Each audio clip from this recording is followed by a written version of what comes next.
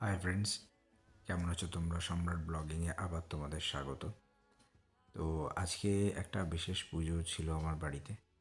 তো অ্যাকচুয়ালি আমি একটু পূজা পাঠ শিখছি, তাই জন্য আজকে একটুখানি ছোটো করে মায়ের একটা বিশেষ পুজো আমি আয়োজন করেছিলাম। ঠান্ডাটা একটু একটু পড়ছে, তো সকাল সকাল উঠে স্নান টান করে মার কাছে পৌঁছে গেলাম।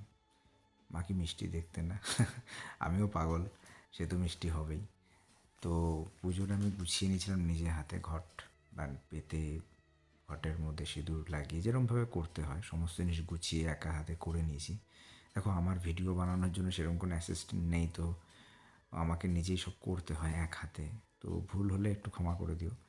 আমার চেষ্টাটা থাকে তোমাদের সাথে মায়ের যতটা সম্ভব মায়ের কাজ বা মায়ের ব্যাপারটা শেয়ার করা। তো কেমন হয়েছে সেটা একবার বলবে দয়া করে। Thank you.